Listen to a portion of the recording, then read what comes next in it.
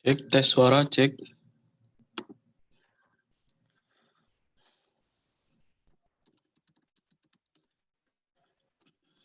Ya Mas, aman.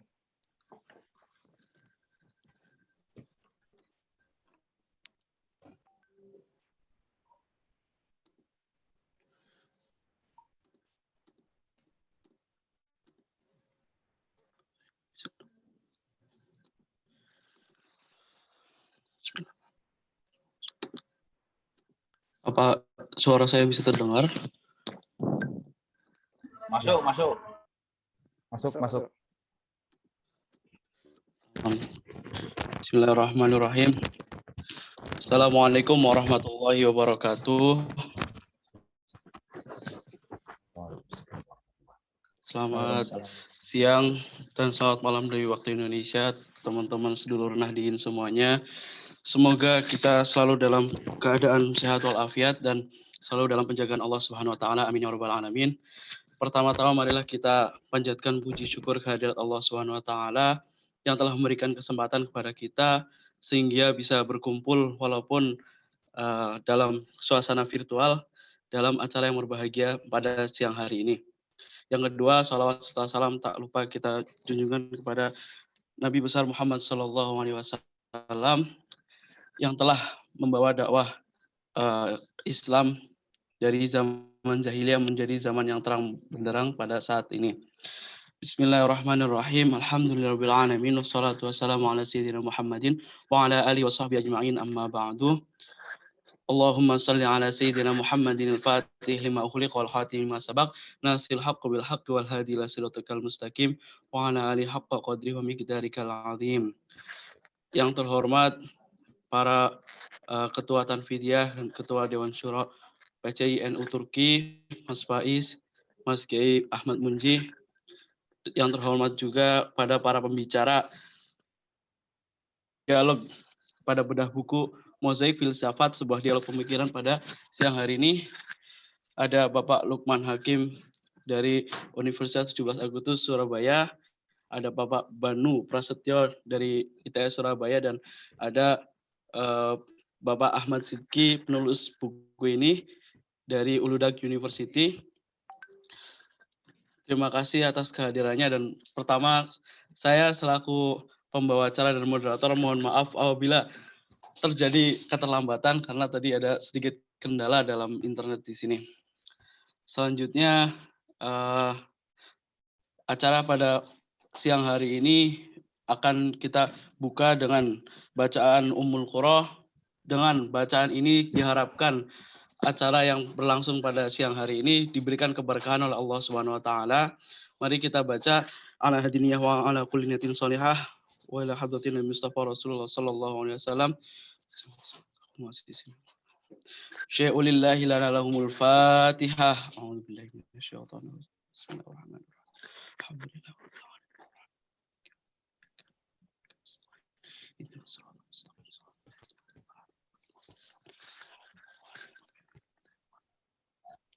Amin ya rabbal alamin. Mudah-mudahan dengan bacaan Fatihah ini acara pada siang hari ini mendapatkan keberkahan dari Allah Subhanahu wa taala. Amin ya rabbal alamin. Selanjutnya ada acara sambutan dari Ketua Tanfiziyah PCI NU Turki yang dalam hal ini akan disampaikan langsung oleh beliau Kiai Faiz Kasfilham. Mas Faiz, waktu dan tempat kami persilahkan.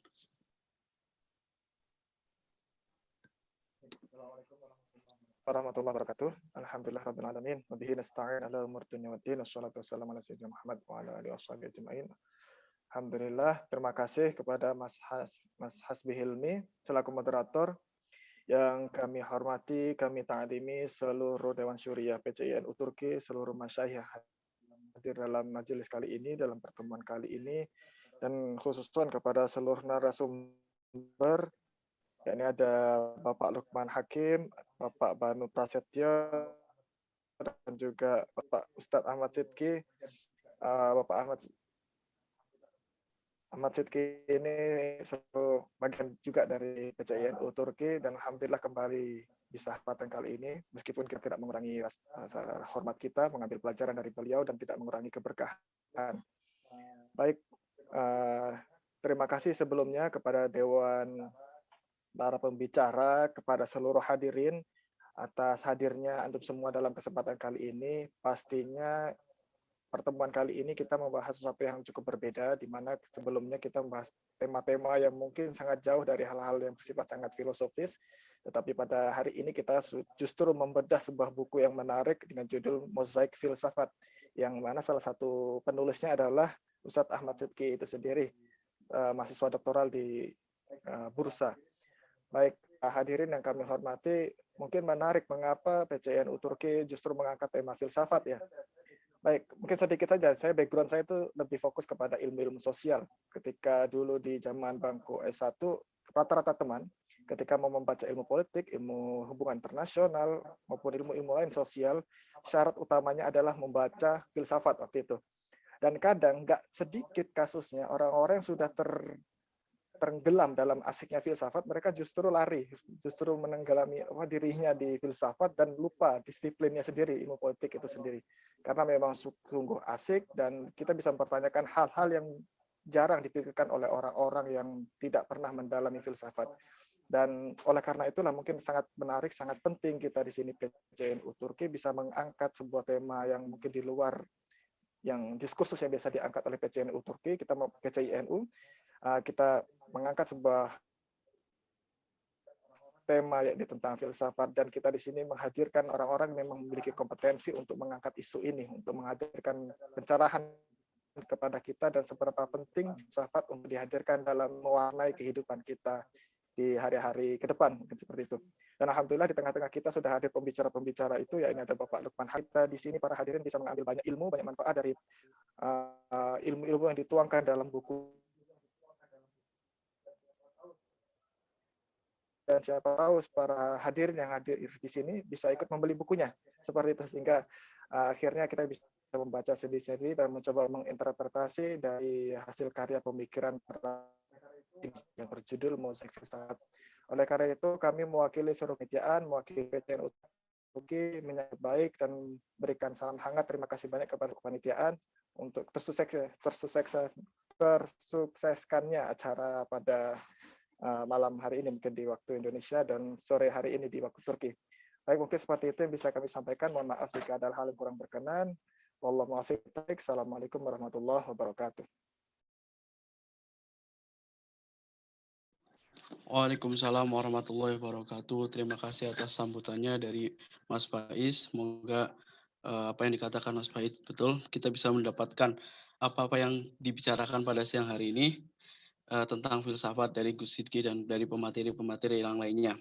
Baik, tanpa memperpanjang waktu dan mungkin karena tadi sedikit telat juga dari teknis dari saya sendiri, kita langsung persilahkan kepada Gus Ahmad Sidki. Beliau adalah kandidat doktoral dari Uludag University, selaku penulis buku Mozaik Filsafat, sebuah dialog pemikiran.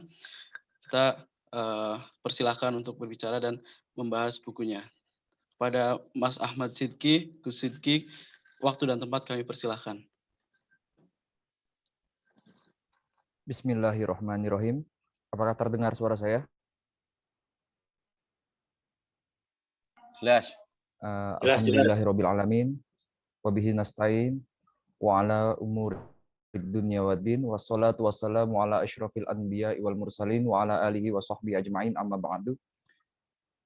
Faqad qala Allah ta'ala fi kitabihil karim a'udzubillahi minasyaitonir rajim bismillahirrahmanirrahim. Nun wal qalami wala yasturun. Shadaqallahul azim. Alhamdulillahirabbil alamin. Pada kesempatan kali ini di majelis ini, majelis ilmu yang diselenggarakan oleh pengurus cabang istimewa Nahdlatul Ulama di Turki, saya dan teman-teman dari Dasa Indria Institute atau Dasa Indria Community mengucapkan terima kasih sebelumnya telah diberikan ruang untuk kita membedah buku, sharing keilmuan dan lain-lain. Sebenarnya saya tidak menulis sendiri dalam buku ini, tapi ada teman-teman saya dalam Dasa Indria Community, yaitu Pak Banu, Pak Lukman, Pak Surya, juga ada teman-teman yang lainnya yang tidak bisa hadir. Namun beliau teman-teman memberikan salam yang tidak hadir kepada PCNU Turki. Semoga sukses acaranya, semoga berkah selalu. Jadi saya tidak sendiri di sini. Saya coba mengantarkan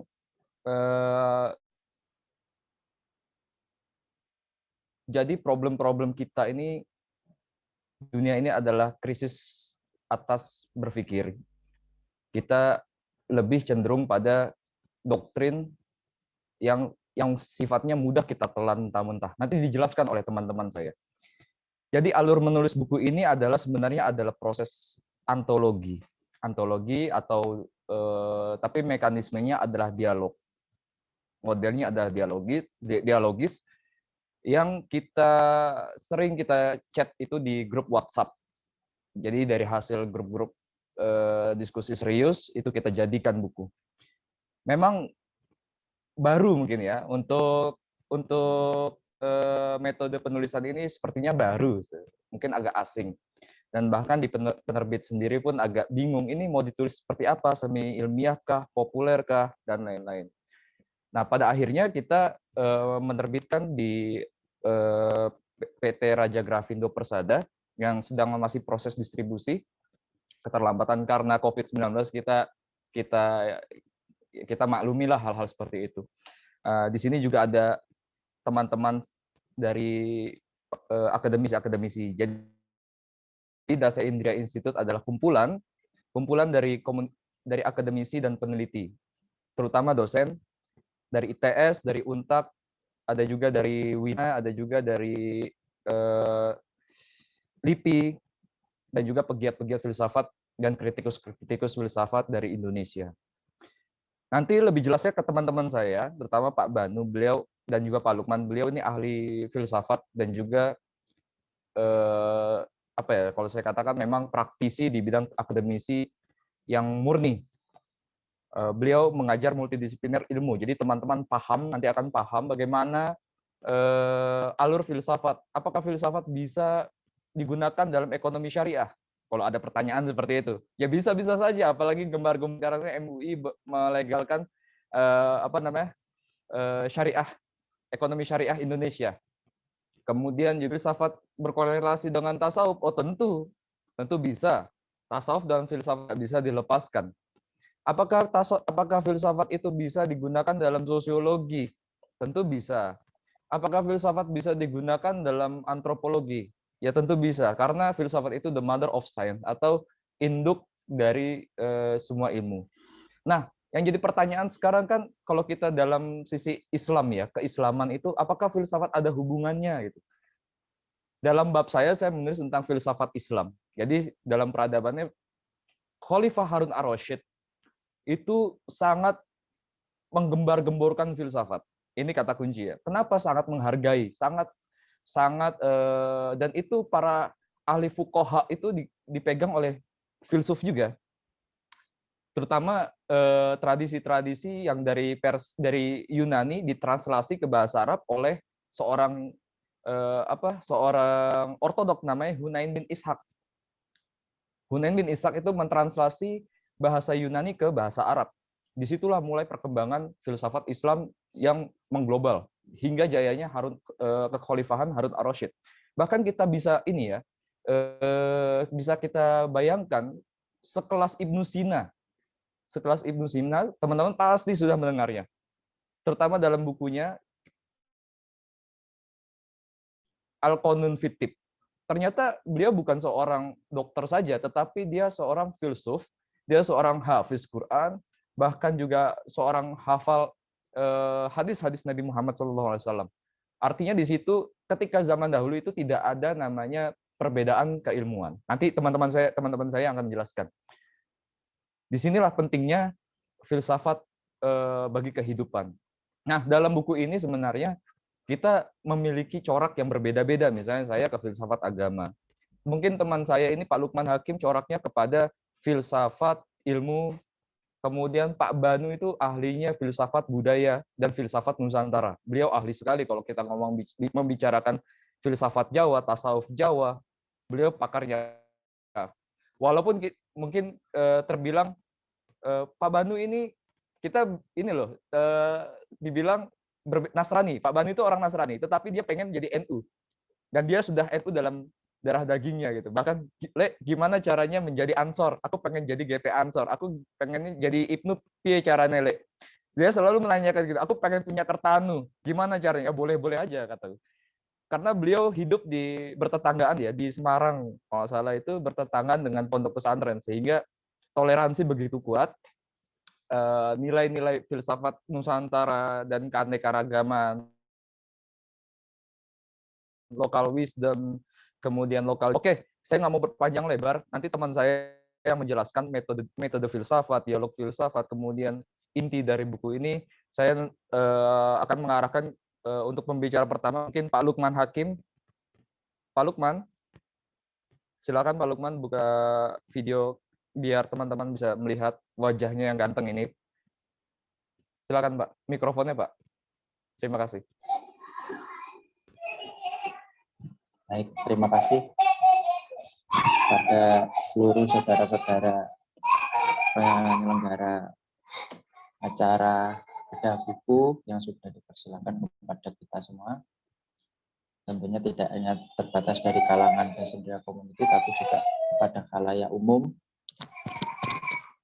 Dan mungkin saja juga dinikmati atau disaksikan oleh khalayak yang lebih luas lagi, oleh kalangan-kalangan yang terdiri dari berbagai macam latar belakang dan berbagai macam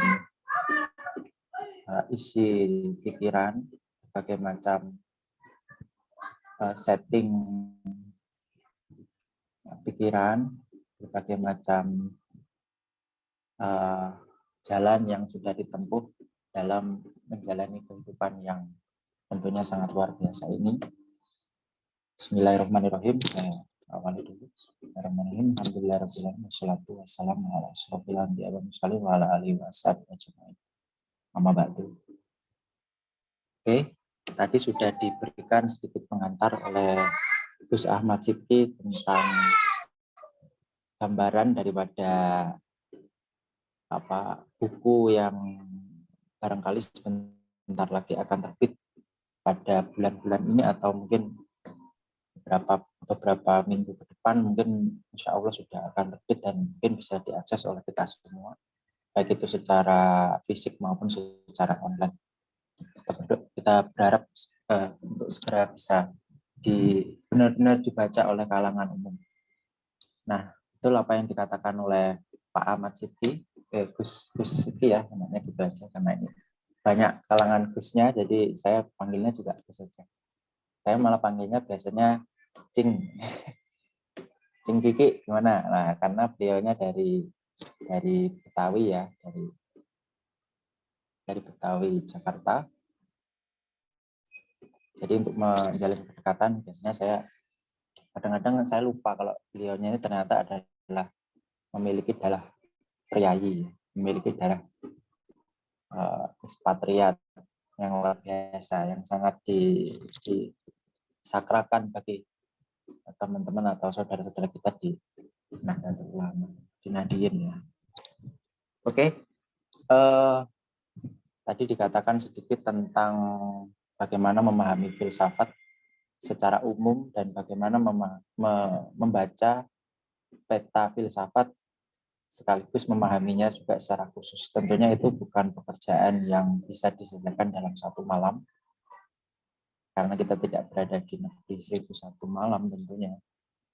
Jadi itu mungkin menjadi suatu pekerjaan yang cukup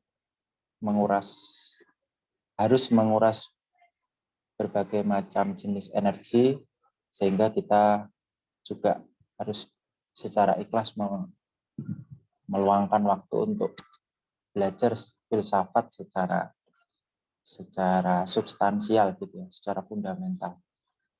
Untuk memahami filsafat itu sendiri tentunya tidak bisa dilakukan hanya di bangku kuliah, tetapi juga bisa dipelajari di luar bangku kuliah. Untuk tradisi filsafat yang ada di dalam sejarah atau periodisasi filsafat sendiri itu sebenarnya juga bisa menjadi pintu masuk untuk mempelajari filsafat.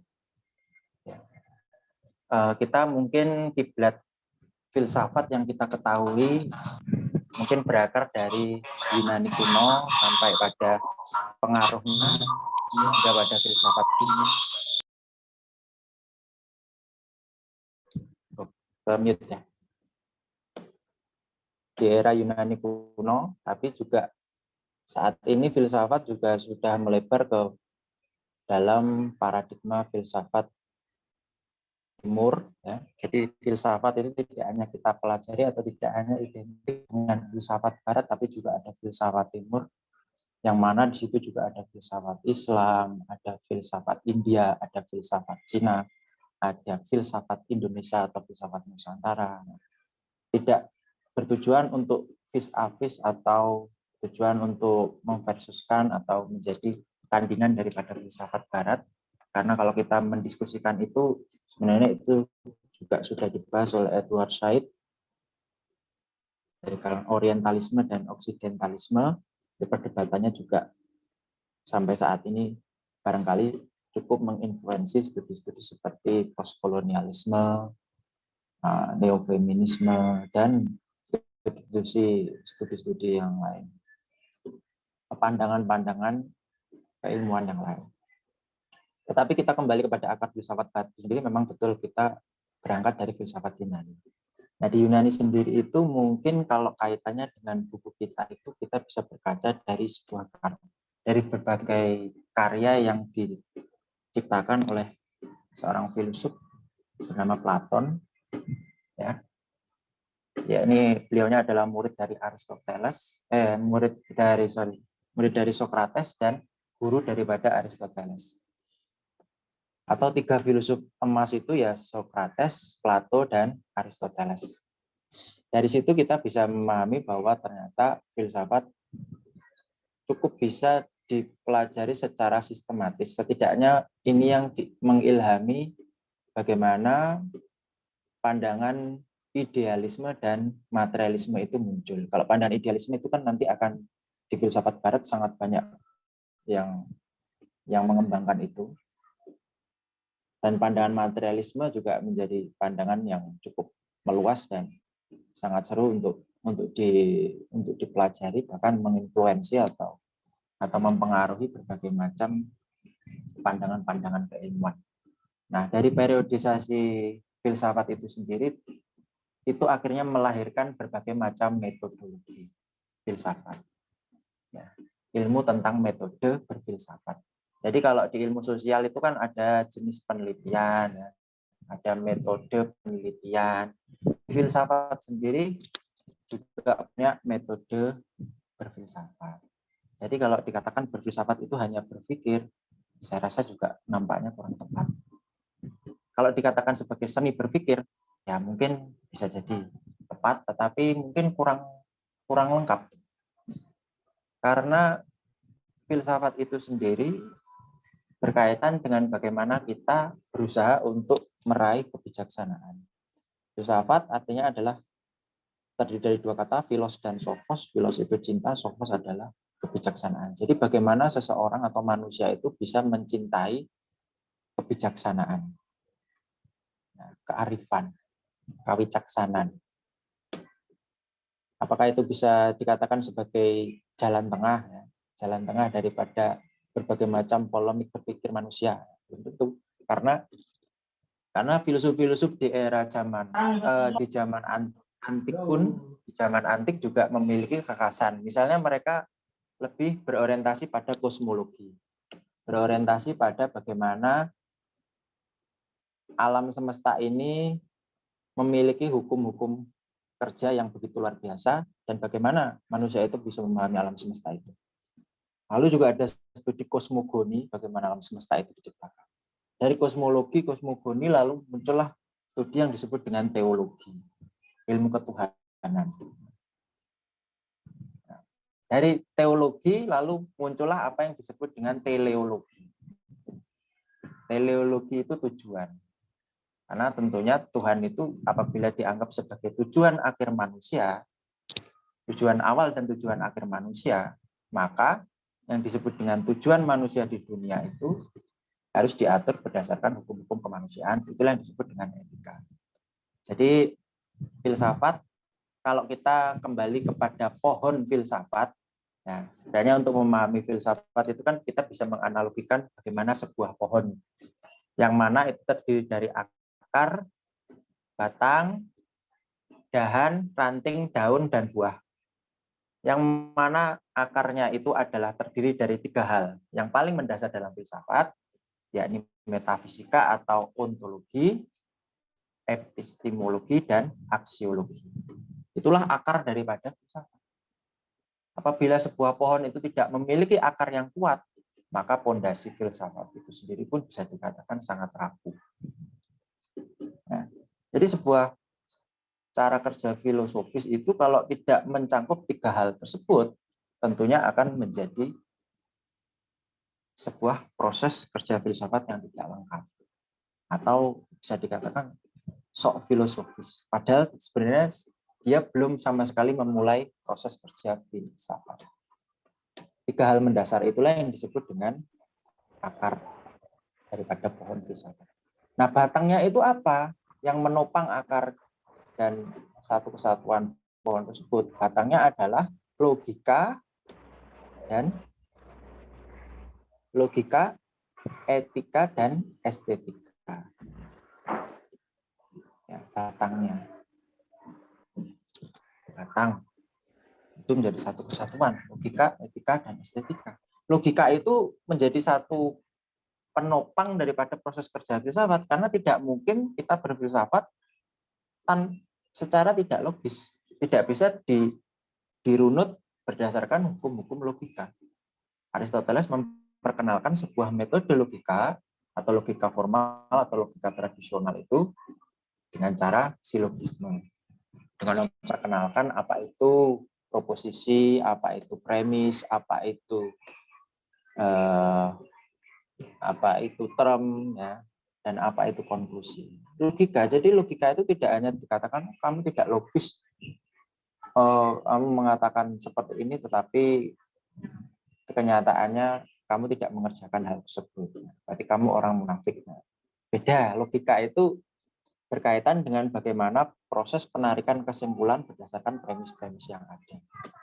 Jadi tidak hanya kata-kata yang indah didengar saja atau dicantumkan seperti mungkin dicatat oleh lagunya Agnes Monica. Cinta itu kadang-kadang tidak ada logika. Logika yang seperti apa? Karena logika sendiri juga mengalami transformasi terus-menerus. Kalau di zaman Aristoteles ada namanya logika tradisional atau logika formal. Kemudian menjadi logika material. Logika material yang kemudian kita kenal secara epistemologis menjadi wacana-wacana filsafat, wacana-wacana filsafat barat, dan kemudian menjadi poros daripada induktivisme Francis Bacon. Jadi kalau Aristoteles itu memiliki sebuah karya, buku yang namanya adalah Organon, yang mana dia membicarakan tentang silogisme, ya, silogisme. Jadi kalau silogisme itu berarti berbicara tentang deduktivisme. Bagaimana kita menarik kesimpulan itu berdasarkan premis-premis yang ada.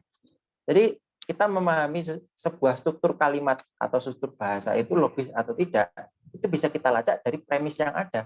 Kalau premis yang dinyatakan dari awal itu sudah keliru, maka juga akan mendapatkan kesimpulan yang mungkin saja keliru dan tidak valid. Jadi tergantung pada premisnya seperti apa. Nah, itulah yang disebut dengan deduktivisme. Lalu kemudian Francis Bacon dengan knowledge is power-nya membuat atau meneruskan ikhtiar dari Aristoteles dengan membuat karya berjudul Novum Organon yang memperkenalkan bahwa segala sesuatu itu tidak bisa diketahui secara deduktif saja, tetapi justru harus berdasarkan pengalaman-pengalaman empiris, berdasarkan fenomena-fenomena atau kenyataan-kenyataan yang ada di lapangan. Jadi fakta-fakta yang ada di lapangan itu dikumpulkan dulu, baru ditarik kesimpulan. Kalau Aristoteles kan berdasarkan pada teori, berdasarkan pada premis, berdasarkan pada postulat, aksioma, lalu kemudian mencapai pada kesimpulan. Kalau Francis Bacon, dia harus berdasarkan pada fakta-fakta yang ada di lapangan, fenomena-fenomena yang ada di lapangan, baru kemudian ditariklah sebuah kesimpulan. Misalnya, semua kuda Australia memiliki ekor, kuda Eropa memiliki ekor, kuda Afrika memiliki ekor, kuda Asia memiliki ekor, sehingga semua kuda memiliki ekor. Itu adalah proses penarikan kesimpulan secara induktif. Beda dengan logika Aristoteles. Itu berdasarkan logika. Jadi batang daripada pohon filsafat itu sangat penting. Kemudian ada etika. Etika itu terkait dengan bagaimana kita mempertautkan nilai atau values baik dan buruk. Itu boleh atau tidak boleh dilakukan. Sesuatu itu boleh atau tidak boleh dilakukan.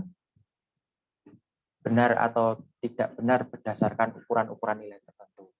Itu ada banyak diskusinya nanti etika, bahkan sekarang juga mencapai ada etika terapan, applied ethics.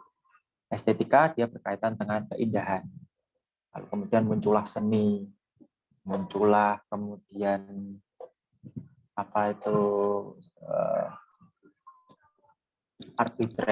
arbitrarian bahasa, ya. Jadi bahasa-bahasa yang memiliki sastra, ya, literatur, studi literatur, sastra dan seni. Itu dalam studi estetika juga dikaji dalam hal tersebut. Karena bahasa itu kadang juga secara struktural mungkin bisa diketahui, tapi dia memiliki keindahan tertentu atau arbitrer, mana suka. Lalu kemudian dahan daripada pohon filsafatnya adalah filsafat yang mengkaji tentang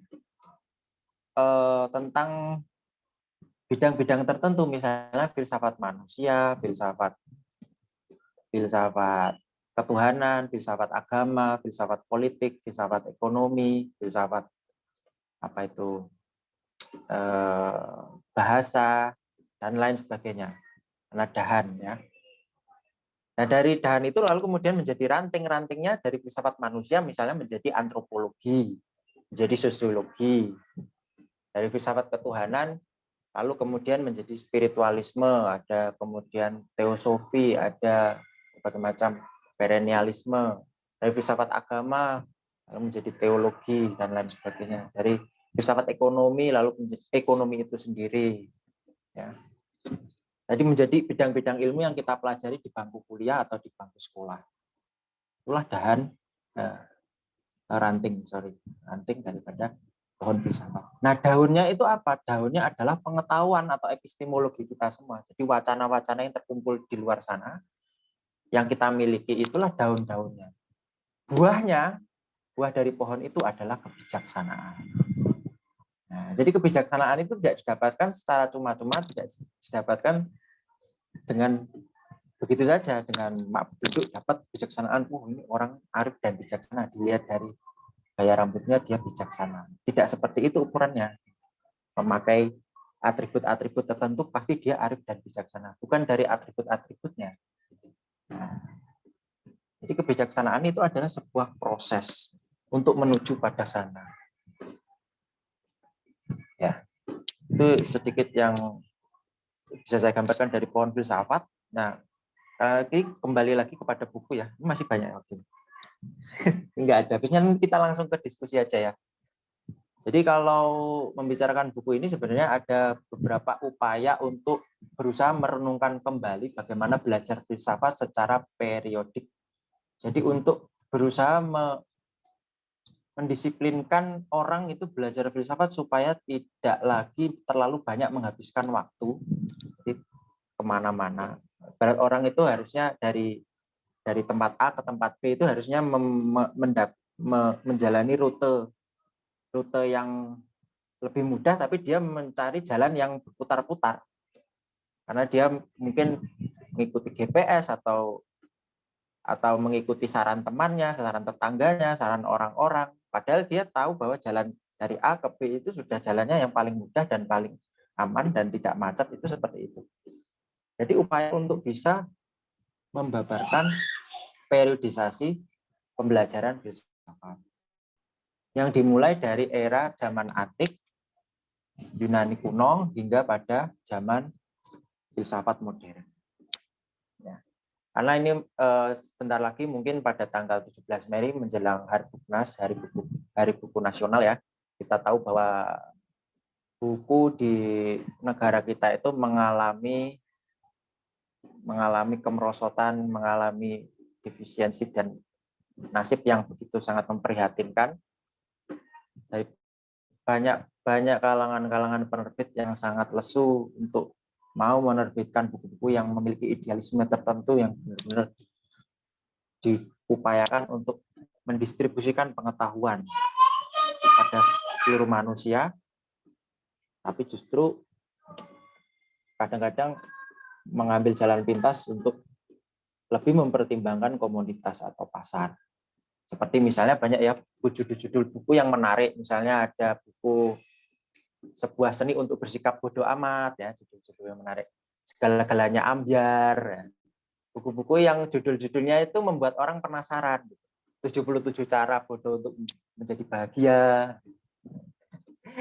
Bukan untuk dibaca, bukan dibaca, atau buku wajib untuk orang miskin. Jadi buku-buku yang memang menggoda kita untuk membacanya. Karena kita tahu kita berada di zaman yang sangat, kalau di zaman Yunani mungkin penggambarannya kita mungkin malah kembali ke zaman sofisme. Zaman ketika seseorang manusia itu memiliki ukuran kebenarannya masing-masing.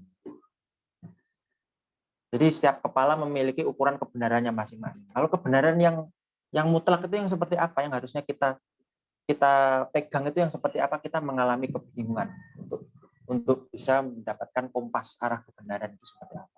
Karena itu tadi, setiap kepala memiliki ukuran kebenarannya masing-masing. Nah, terus juga di situ nanti akan dijelaskan tentang bagaimana buku itu juga mengalami sejarah penghancuran di zaman antik, yaitu Sumeria kuno, juga ekspansi bangsa-bangsa superior dan upaya untuk menancapkan kolonialisme. Itu juga pernah ditulis oleh Fernando Baez. Buku dialog Mozaik Filsafat ini tidak berusaha untuk menjadi tandingan daripada buku-buku tersebut, tetapi hanya berusaha untuk menawarkan cara memahami sebuah ilmu pengetahuan. Ilmu pengetahuan, saya ngomong filsafat ini sebagai ilmu pengetahuan. Saya tidak ngomong filsafat terlepas dari ilmu pengetahuan, karena saya sudah menginsafi bahwa filsafat itu adalah bagian daripada ilmu pengetahuan. Kalau dibilang, katanya kadang-kadang orang tidak setuju. Enggak, filsafat itu di atasnya ilmu pengetahuan. Filsafat itu di atasnya science atau mother of science. Jadi bukan bagian daripada science. Kalau saya mengatakan ya, filsafat sebagai mother of science sekaligus dia juga sekarang sudah mengalami transformasi dan dia juga menjadi bagian daripada ilmu pengetahuan atau sains itu sendiri.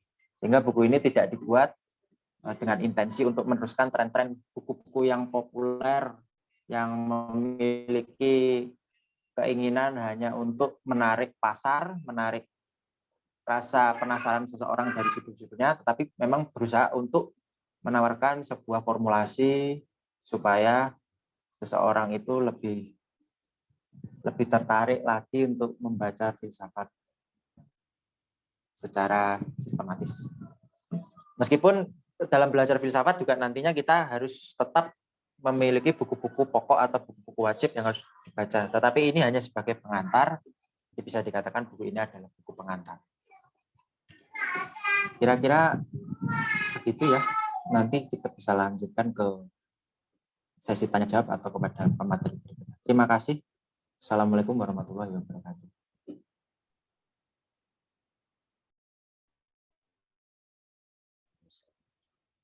Menambahkan, silakan Pak Bani. Baik, terima kasih. Yang pertama saya ucapkan kepada rekan-rekan dan sedulur-sedulur NU ya. Tadi sudah diceritakan latar belakang saya dan juga tidak mengurangi rasa hormat kepada semua penulis buku ini. Banyak yang sudah dibahas tadi sebetulnya dari Pak Lukman dan Pak Kiki juga salah satu mentor saya. Dua beliau ini senior saya sebetulnya, dua orang ini, Gus Kiki dan Gus Lukman ini senior semua. Jadi saya yang paling junior sebetulnya, dan wah terlalu berlebihan kalau Gus Kiki mengatakan saya ini ahli dan segala macam. Kami semua, khususnya saya hanyalah salah satu penikmat saja budaya-budaya Jawa dan agama yang kebetulan bareng-bareng ketemu di sini untuk menulis buku. Tadi sudah dipaparkan apa itu filsafat dari sisi biologis mungkin tadi. Ada akarnya, ada batangnya, ada dahan-dahannya, itu dari sisi pertanian atau kultur jaringan mungkin. Ya itulah filsafat ya, luar biasanya bisa dimasuki oleh, bisa berkolaborasi oleh semua ilmu yang ada. Nah makanya di saat-saat seperti ini, di tengah maraknya hoax, di tengah maraknya post-truth, saya kira perlu dan wajib kita untuk menggenggam satu kebijaksanaan yang sudah disampaikan oleh Pak Lukman. Nah, salah satunya adalah ditempuh melalui filsafat ya. Tadi mungkin sudah dijelaskan pengantar ilmu filsafat itu kira-kira tadi penjelasan Pak Lukman itu 2 SKS itu. Ya,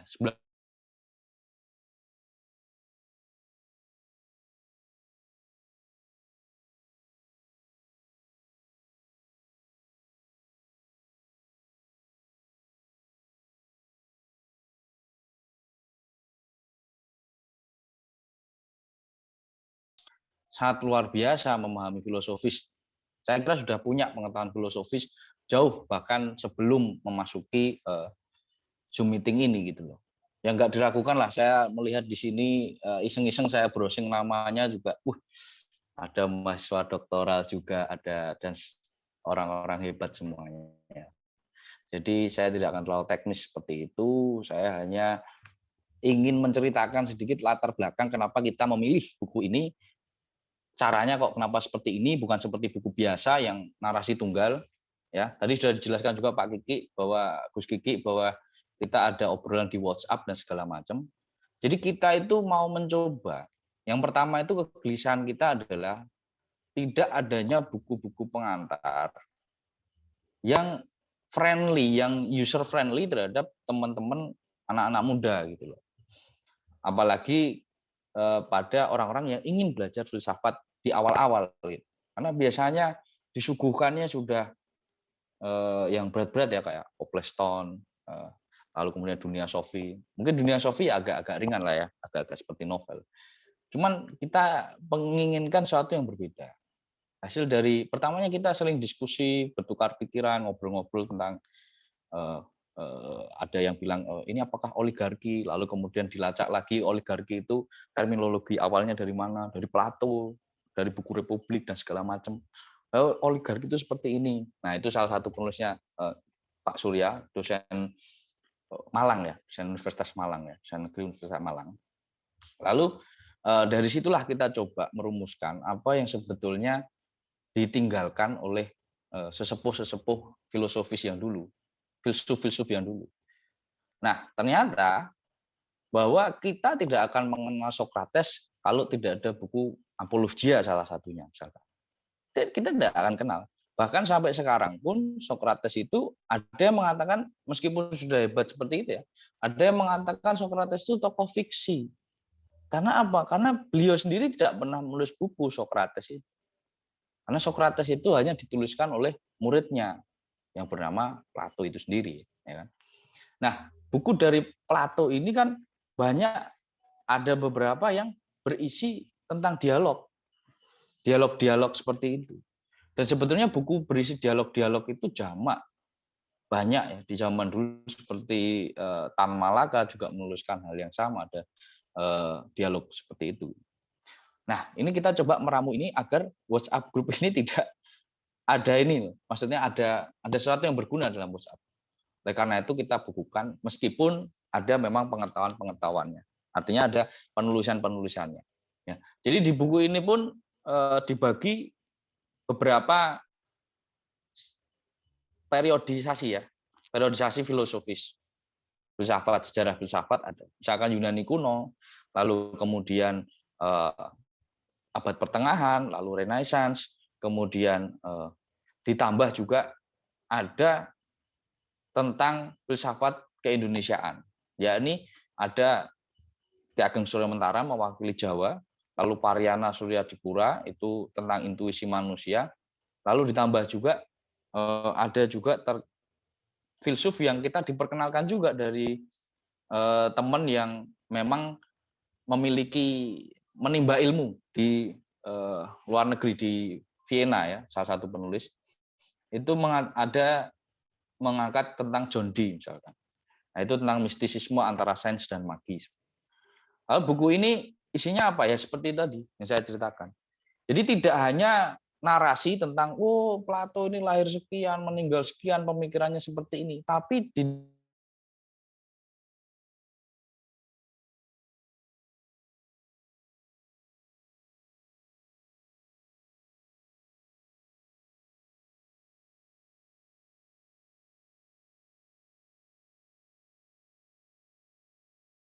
kaya.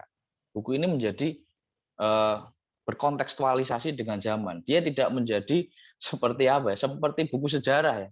Yang kita harus menghafal tahun lahir, tanggal lahir dan seterusnya dan setelah itu selesai. Tapi ada diskusi kontekstualisasi terkait persoalan-persoalan sekarang. Yang memang persoalan sekarang itu menjadi apa ya? Tantangan di era sekarang ini kan.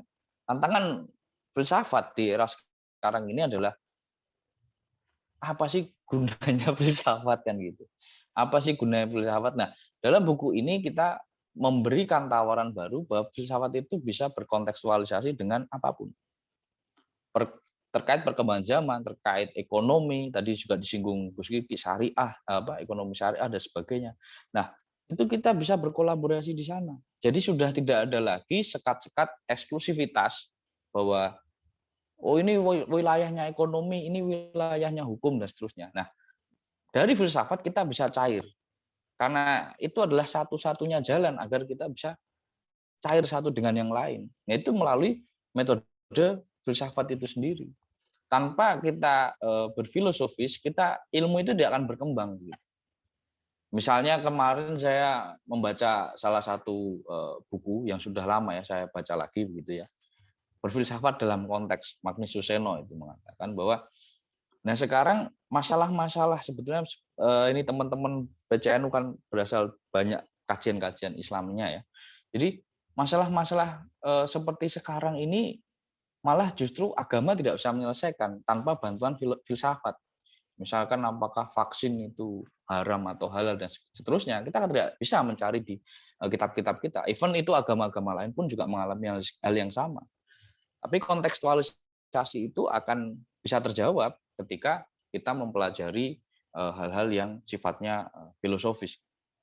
Dan juga sekarang ini kan mungkin marak ya, seperti pandangan-pandangan Rocky Gerung dan sebagainya. Nah itu semakin membuat sepertinya citra filsafat itu semakin susah dan ngeyelan begitu ya, atau selalu kontra dengan hal yang ada.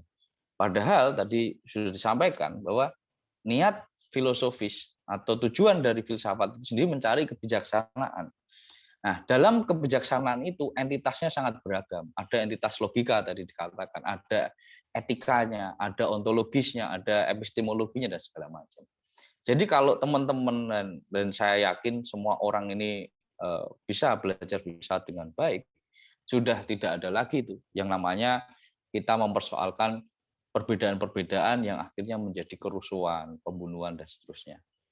Nah, saya kira ini kesempatan yang sangat baik ya bagi kita semua untuk menginsafi tadi kata Bung Lukman, menginsafi kembali apa sih itu filsafat. Nah, itu bisa kita temukan di dalam buku ini. Kalau menurut saya segitu saja, biar tidak panjang lebar lagi.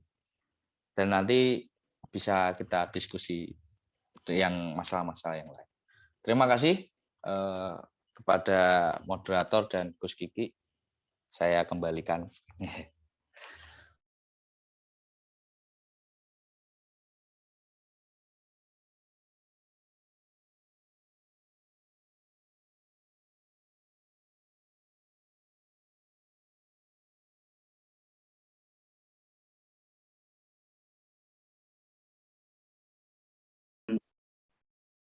Monggo Mas Sidki. Ya. Terima kasih Pak Mas Hasbi, Gus Hasbi. Jadi terkadang kita kebingungan ya. Kebingungan kenapa? Bahasa filsafat itu susah, berat. Bahkan sering sekali di budaya kita, di masyarakat kita, belajar filsafat itu sesat dan menyesatkan. Apalagi di pesantren kan, kita kita kenal kitab dari salah satu kitab Imam Ghazali, Tahafut al-Falasifah. Salah satu kitab yang sangat-sangat mengkritik filsafat, dan itu dalam tradisi pesantren juga kadang melarang filsafat. Sebenarnya di pesantren pun kita dipelajari ilmu filsafat, sadar tidak sadar. Contoh, ilmu mantik. Saya lupa karangannya siapa, tapi saya ingat dulu terminologi filsafat itu berasal dari logika. Mengapa? Al-insanu hayawan natik. Manusia adalah hewan yang berpikir. Nah, dari term itu sebenarnya sudah mengajak kita untuk berfilsafat. Dan kita sering sekali tuduhan itu bahwa filsafat itu nanti jadi ateis, sesat, ya kan? Pada takut kan akhirnya. Nah, padahal secara sadar tidak sadar kita belajar nih, misalnya dari dulu di pesantren kita belajar ilmu biologi. Buku-buku yang dipakai dalam ilmu biologi adalah ilmu sebenarnya juga menyesatkan. Mengapa saya bilang menyesatkan?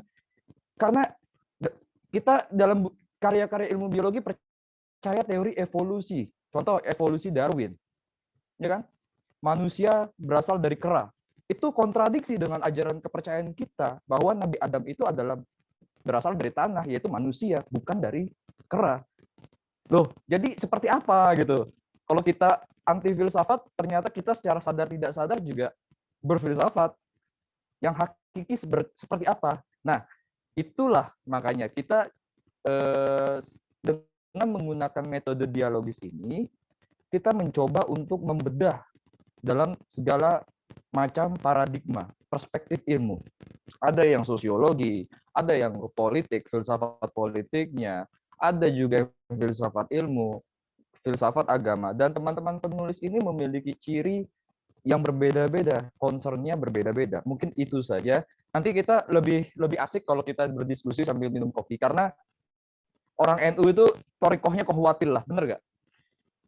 Ngopi di jalan Allah. Jadi biar lebih Benar, asik nanti kita diskusi saja. Ya, silakan. Terima kasih. Terima kasih atas pemaparan pendahuluannya dari Mas Sidki, Pak Banu, dan Pak Lukman.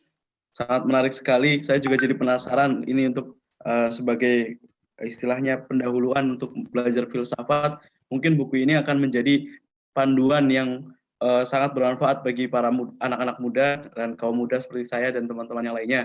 Mungkin itu yang sebagai pendahuluannya. Sekarang kita masuk ke sesi tanya jawab. Begitu mungkin ya, Sidki.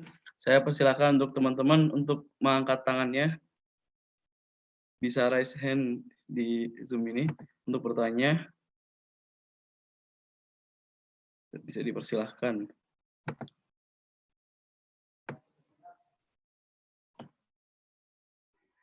Baik, izin bertanya Mas Hasbi. Monggo, Mas Faiz. Kepada para pembicara. Mungkin ada dua pertanyaan dulu ini. Yang pertama, bahwa ketika kita misalkan di dalam dunia kampus, itu terutama orang-orang yang belajar di sosial, itu kan kebanyakan kadang kita membaca filsafat karena terbentuk oleh dukungan maupun ini situasi sosial kita, lingkungan kita. Ada teman-teman kalau mau jadi kiri baca Marx, terus kok baca Marx ya harus baca Hegel, atau ikut baca Hegel dan lain-lain. Dan akhirnya kita tidak bisa membentuk suatu jalur metodologi khusus untuk mempelajari filsafat, sehingga kadang kita justru tersesat di dalam rimba filsafat dan kita nggak bisa berfilosofis dengan metodologi yang seharusnya seperti itu. Nah, mungkin dari para pembicara kita bisa minta saran. Seharusnya kalau kita dari orang yang awam mungkin kita harus belajar dari mana nih? Apakah harus mulai dari Socrates ataukah dari bidang-bidang, karena tadi bilang filsafat adalah mother of science, kita apakah bisa mempelajari satu tokoh tertentu, filosof tertentu yang mana sesuai dengan bidang keilmuan kita, mungkin di bidang kesehatan, di bidang sains atau seperti apa. Itu yang pertama. Saya nggak tahu apakah bisa dijawab secara spesifik dari salah satu pembicara. Yang kedua, yang ingin saya tanyakan adalah di era sekarang ketika mungkin banyak adanya temuan-temuan baru di mana manusia itu semakin berjarak dengan hasil karyanya sendiri, adanya AI dan macam-macam. Nah, di mana letak filsafat bisa memberikan sebuah kontribusi nyata terhadap dinamika yang sangat cepat ini perkembangan teknologi dan macam-macam. Apakah filsafat akan hanya berada dalam ranah etik atau seperti apa? Mungkin seperti itu. Terima kasih. Baik, sambil menunggu pertanyaan-pertanyaan berikutnya, mungkin bisa langsung dijawab oleh para narasumber. Kalau saya menyimpulkan dari Mas Faiz, pertama, mulai dari mana kalau kita mau berfilsafat, ataukah kita dari Socrates dulu atau dari bidang-bidang yang memang kita pelajari di perkuliahan. Kemudian pertanyaan kedua, di perkembangan teknologi yang sangat cepat ini, munculnya kecerdasan buatan, apakah filsafat tidak bisa masuk ke situ atau bagaimana? Mungkin seperti itu yang bisa saya simpulkan tadi. Silakan Pak Sidki atau Pak Lukman atau Pak Banu untuk menjawab. Monggo.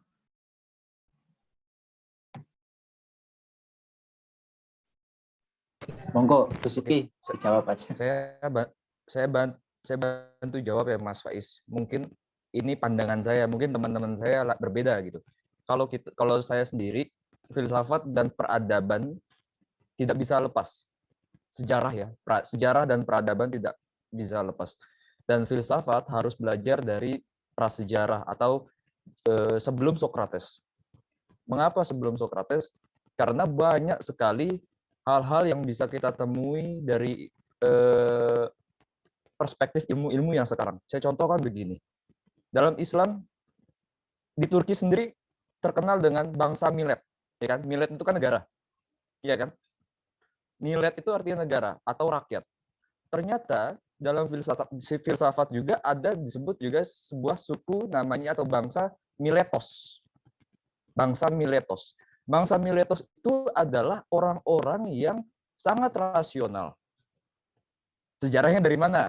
Sejarahnya memang kita kalau menembus Profesor Dr. Ahmet Cevizci, seorang filsuf Turki, sejarawan Turki, sejarah filsafat Turki, dalam bukunya Felsefe Tarihi Birinci, bab pertama. Bangsa Miletos itu adalah bangsa yang dari generasi Nabi Ibrahim. Percaya atau tidak Anda? Millata Ibrahim Hanifah dalam Quran. Dan ternyata dakwah Nabi Ibrahim itu adalah dakwah yang rasional, tauhid rasional. Ya, ketika Nabi Ibrahim bertemu dengan bangsa Persia yang menyembah matahari atau Majusi, lihat matahari itu sangat agung, sembahlah matahari. Nabi Ibrahim dari pagi sampai siang lihat matahari sampai gesang mungkin. Setelah senja, matahari tidak ada, bulan. Ketemulah bangsa lain yang lihat bahwa menyembah bulan. Bulan itu sangat indah. Oh, ternyata bukan itu. Tuhan yang agung itu. Bukan matahari, bukan bulan. Alastu birabbikum amana qala bala syahidna. Seperti itu. Jadi, secara rasional itu adalah menurut ini saya juga masih membaca. Menurut Ahmed Cevizci, Profesor almarhum, guru besar Bursa-Uda Universitas, mengatakan bahwa bangsa Miletos atau dalam bahasa Yunani Miletos atau Millet dalam bahasa Turki adalah bangsa yang dari garisnya Nabi Ibrahim. Kita tahu Nabi Ibrahim lahir di mana? Urfa, Shanlu Urfa. Nah, peradaban di situ mulailah menyebar ke barat hingga Nabi Ibrahim itu sampai ke mana? Ke Hijaz, tanah Hijaz dan Syam. Jadi, saya bisa menyimpulkan bahwa filsafat itu harus belajar dari sejarahnya juga. Karena apa? Ada interkoneksi antar agama, antar ilmu yang lain ya. Interkoneksi, kalau ada sejarah, peradaban dan lain-lain, saling menghubungkan.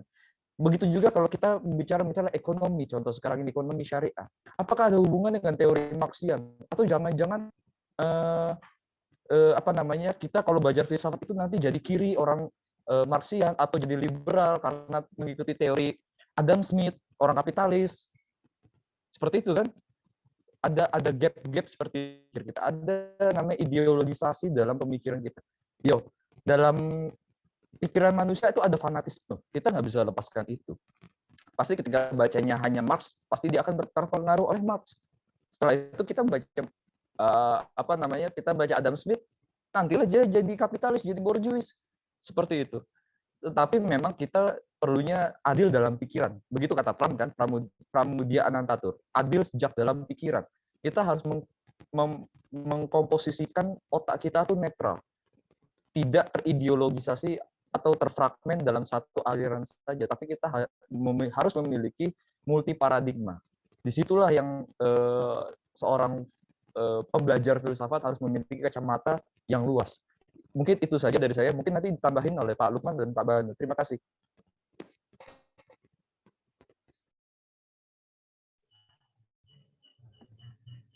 Mau dari Pak Banu atau dari Pak Lukman?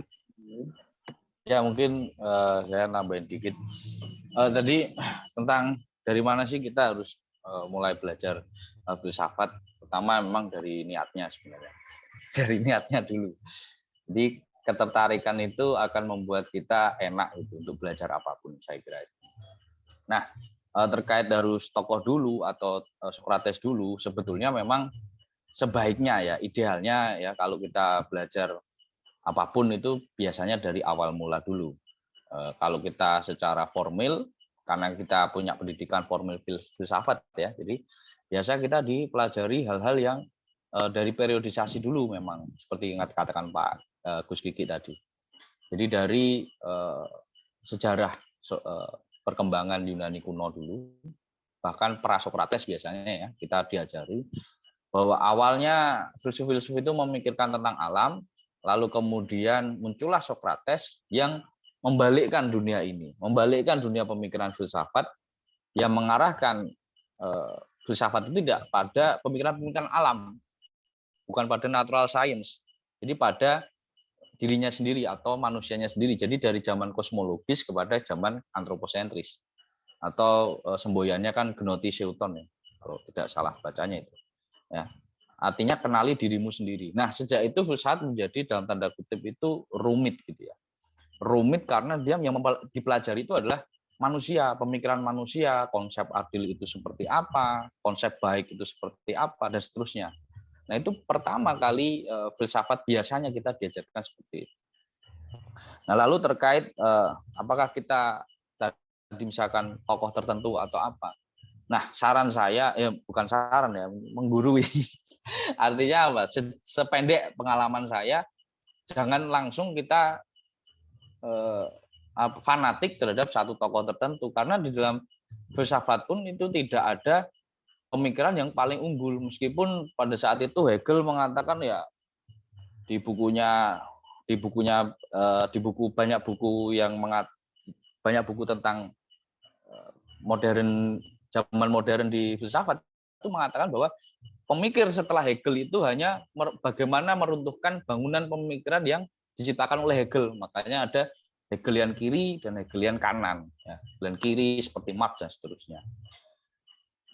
Kenapa kok tidak boleh bahkan untuk fanatis terhadap salah satu pemikiran tertentu? Ya nanti kita akan tergelincir pada pemikiran-pemikiran atau jalan-jalan filsafat yang keliru. Kenapa? Karena satu pandangan itu tidak bisa menjawab seluruh masalah-masalah yang ada atau fenomena-fenomena yang ada dalam dunia ini. Kalau kita tadi juga belajar filsafat juga, artinya di filsafat ilmu pun demikian. Karl Popper itu kan mengatakan teori falsifikasi, berarti artinya apa? Jadi teori yang baik itu adalah teori yang memberikan ruang untuk dikritik. Jadi teori itu misalkan kita membuat satu tesis ya, atau satu skripsi, tesis dan sebagainya, kita kan biasanya hanya meneguhkan apa yang menjadi teori kita, gitu. Nah, jadi kita biasa mengambil teori-teori yang mendukung teori kita dalam tanda kutip ya. Tapi bagi Popper kan enggak. Bagi Popper ya, kalau bisa itu memfalsifikasi teori yang ada. Jadi ada teorinya orang ya harus dibabat habis teori. Nah itu akan dialog pengetahuan itu akan bagus dan teori-teori berkembang. Nah kalau kita hanya penelitian tapi hanya menguatkan teori yang dulu itu dikuatkan, ya nggak berkembang. Nah itu cilakanya kalau kita fanatik terhadap satu tokoh. Nah kemudian misalkan tadi disinggung tentang Marxis. Nah mungkin saya berpendapat lain gitu ya. Marxis itu sebetulnya bukan ateis yang membabi buta, dia melawan ateis, melawan kaum agama mati-matian.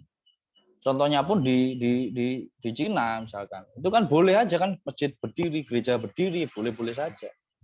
Yang dia lawan kenapa? Yang dia lawan ketika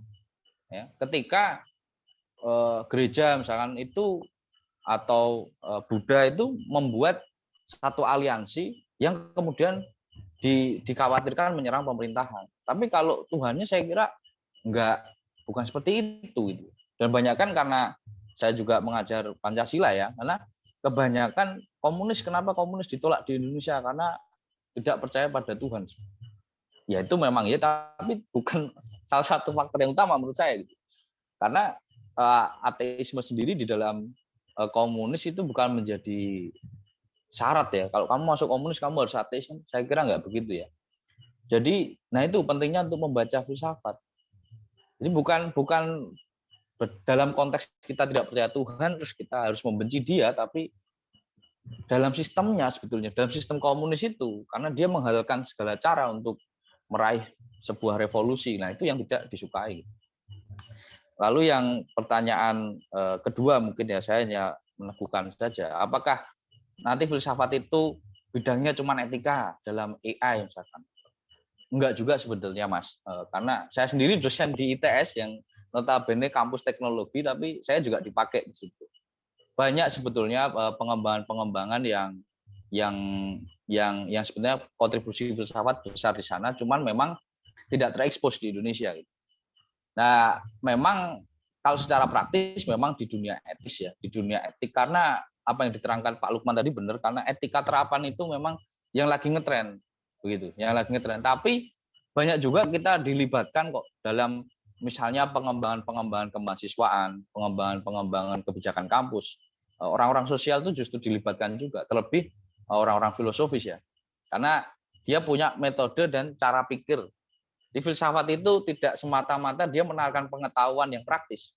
Ekonomi, Anda belajar ekonomi, lalu kemudian jadi entrepreneur. Tapi kalau belajar filsafat nanti kakak atau kemampuan keterampilan khususnya apa? Ya cara berpikirnya, bagaimana sendi-sendi berpikirnya itu betul-betul ditata begitu, ditata sehingga dia bisa mampu beradaptasi di banyak hal, di banyak lingkungan. Saya kira itu saja dari saya. Mungkin Pak Lukman bisa nambahin. Terima kasih, Mas. Terima kasih atas jawabannya, Gus Sidke dan Pak Banu. Selanjutnya dari Pak Lukman, barangkali ada tambahan, atau dari teman-teman para pendengar semua peserta, barangkali ada pertanyaan berikutnya, saya buka kesempatan lagi untuk bertanya. Nah, Pak Lukman sudah hadir? Saya kira cukup. Saya kira penjelasan dari kedua rekan saya cukup ya. Baik. Berikutnya barangkali ada yang bertanya tadi, Mas Fajar. Izin bertanya, Gus. Monggo, Mas Fajar. Oke. Assalamualaikum, Gus Hilmi, Gus Faiz, Gus Munji dan semuanya. Juga Gus Sidki, Gus Lukman, Gus Banu nih, ya kan? Karena ini kali kedua kebetulan Gus Hilmi saya mendengarkan pemaparan beliau-beliau ini tentang buku ini, tapi tetap segar. Dan selalu muncul pertanyaan, membuat saya sebagai mahasiswa seutuhnya, bukan siswa saja. Nah, pertanyaan saya ini mungkin tentu berbeda dari yang kemarin. Kita kan, saya pribadi gitu, di usia sekarang akan menjadi orang tua. Saya ingin anak-anak saya itu kenal dengan filsafat sejak dini. Nah, misalnya kita anak pergerakan gitu ya, paham awal-awal itu dikenalkan dulu dengan senior-senior tentang filsafat itu sebelum filsafat ilmu Jujun itu adalah dunia sofi. Nah, saya sendiri itu baca dunia sofi itu dulu semester awal kuliah-kuliah itu mumet gitu. Apalagi kalau anak-anak kita yang maksudnya kalau kita punya anak gitu. Nah, pertanyaan saya ini kepada Gus Sidki, Gus Lukman, Gus Banu ini, bagaimana baiknya cara kita memperkenalkan kepada anak-anak kita tentang dunia. Itu aja. Terima kasih, matur nuwun sangat.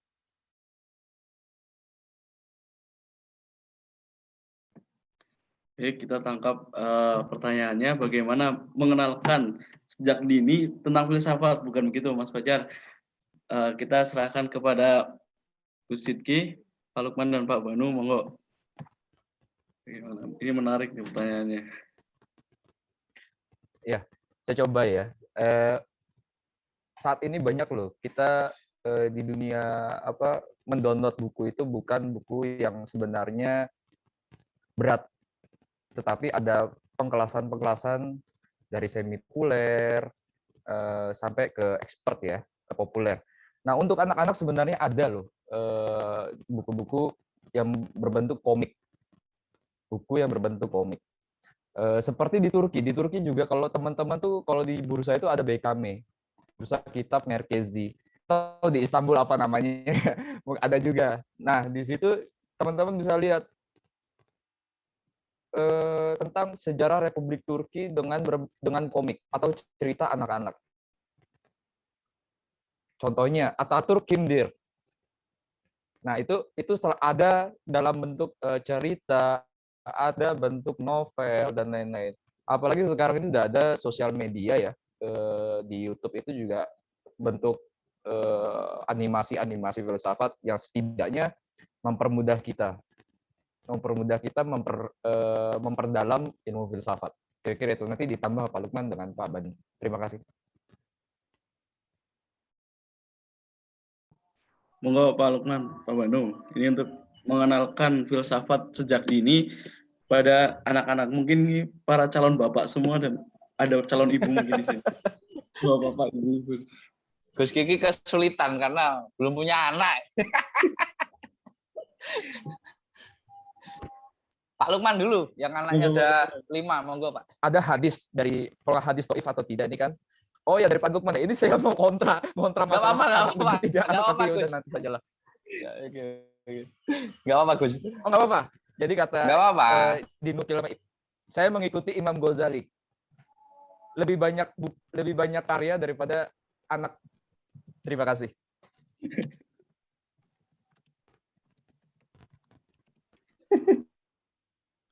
Monggo Pak Lukman. Iya, itu pertanyaan yang membuat saya juga akhirnya berpikir juga bagaimana juga ya mengenalin filsafat kepada anak saya.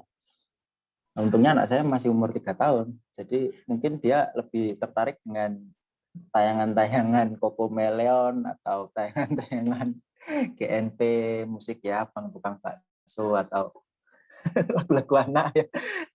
Nah, kalau berkaca dari pengalaman saya sendiri dan mungkin juga berdasarkan dari cerita-cerita teman-teman ya, banyak juga yang mungkin berasal dari latar belakang filsafat, lalu kemudian alumni filsafat karena punya kebanggaan sebagai orang filsafat ya, artinya lulusan alumni filsafat, akhirnya memaksa anaknya untuk masuk di jurusan filsafat misalnya. Nah, ternyata di dalam situ dia tidak menemukan apa yang dia cari gitu, tapi dia hanya memuaskan apa yang diinginkan oleh ayahnya misalnya. Ujung-ujungnya dia tidak bahagia ketika kuliah dan dia mengalami kebingungan. Karena yang dia butuhkan adalah hal-hal yang praktis. Sementara filsafat itu kalau ditarik kepada sesuatu yang praktis, tentunya harus mengalami proses atau tahapan-tahapan ya. Kalau Kierkegaard itu kan ada beberapa tahapan manusia.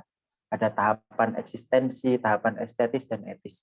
Jadi orang itu kalau belum mencapai pada suatu tahapan ketika dia mempertanyakan sesuatu, atau layak dipertanyakan, karena filsafat benar kata Mas Faiz itu adalah tentang bertanya. Kata orang filsafat itu adalah bagaimana kita mempertanyakan sesuatu. Itu kita akan sulit untuk memiliki ketertarikan terhadap filsafat. Yang ada hanya kita hanya memuaskan atau memenuhi keinginan orang untuk belajar filsafat. Jadi upaya-upaya memperkenalkan filsafat pun juga harus muncul dari dirinya sendiri. Sama seperti saya, ketika belajar filsafat juga secara tidak sengaja tidak lalu apa itu istilahnya belajar secara sistematis, padahal filsafat harus sistematis, koheren, ya runtut, rasional, radikal, skeptis, dan lain sebagainya. Tapi saya tidak, saya berasal dari diri saya sendiri. Kira-kira apa yang cocok dengan passion saya saat ini, teori apa, aliran apa yang bisa saya pelajari atau bisa saya baca, pemikiran filosofi apa yang bisa saya baca terlebih dahulu.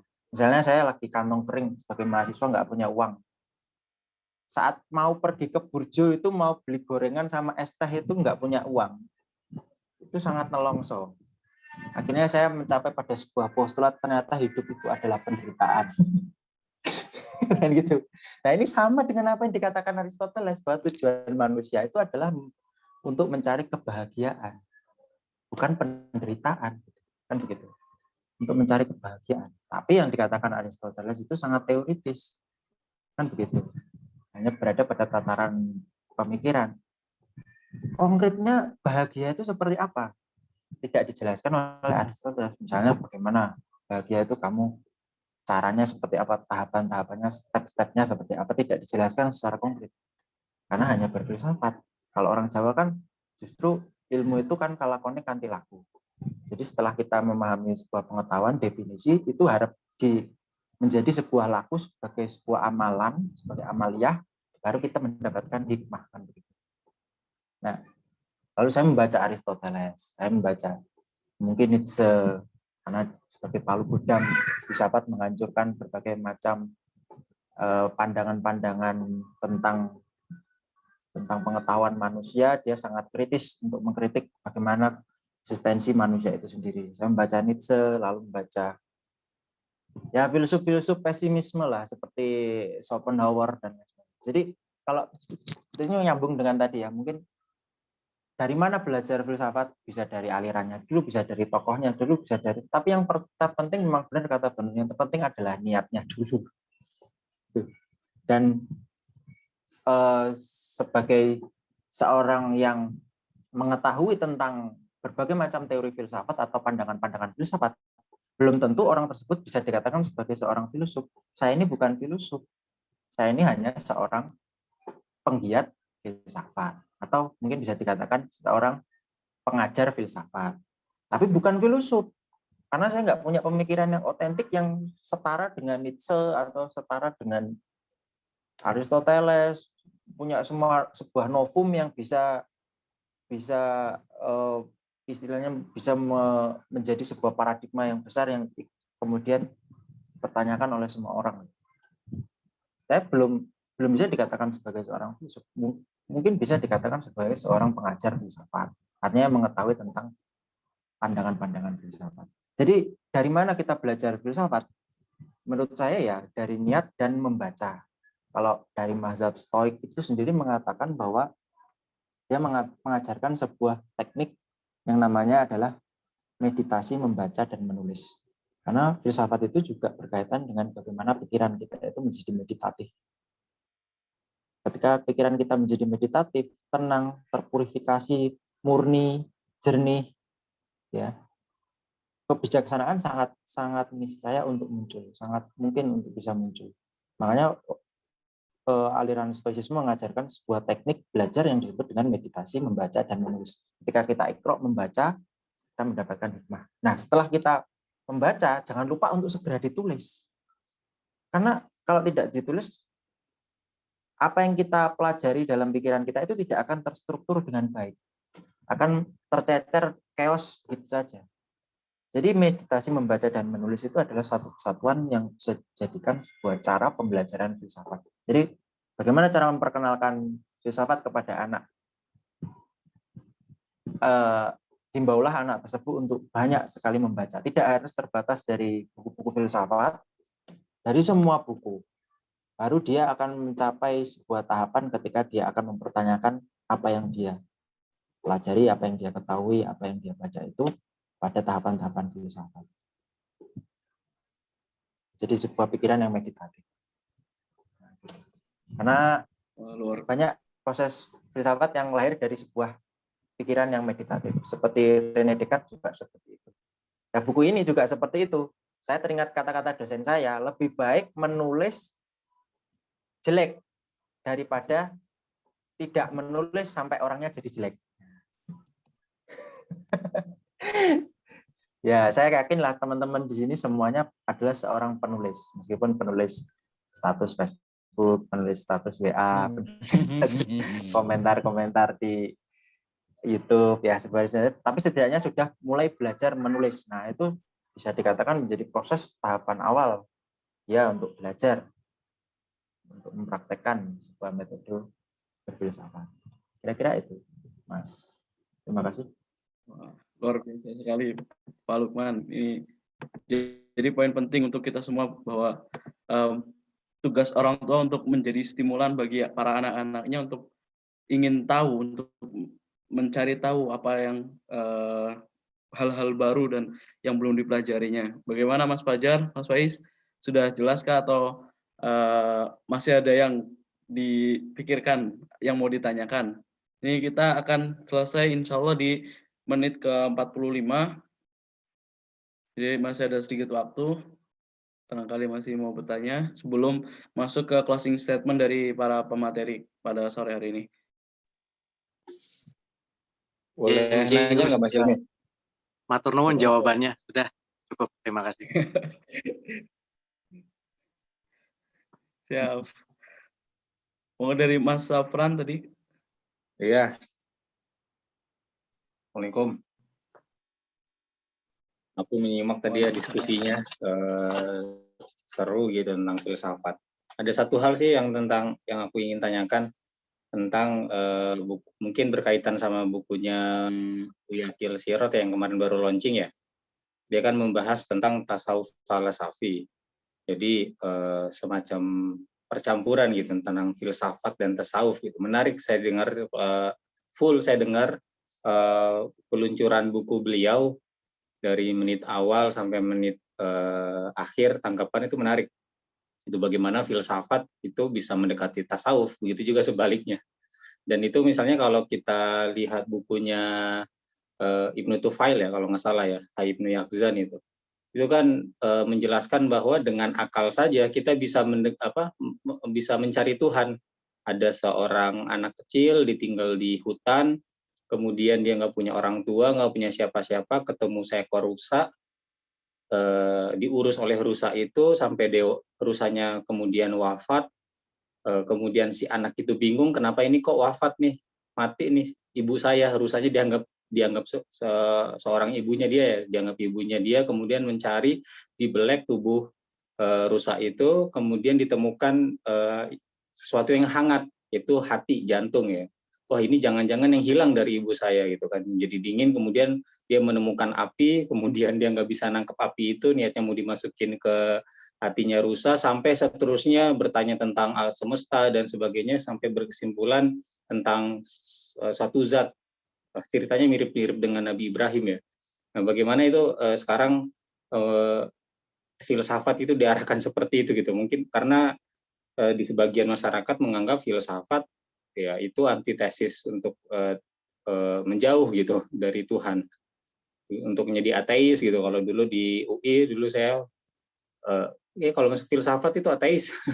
Awas hati-hati gitu, atau enggak hati-hatilah, hati-hati menjadi ateis, padahal dengan filsafat bisa mendekatkan diri dengan Tuhan, bahkan bisa mencapai makomnya tasawuf mungkin seorang sufi. Gitu sih tanggapan dan pertanyaannya Mas Ilmi. Terima kasih.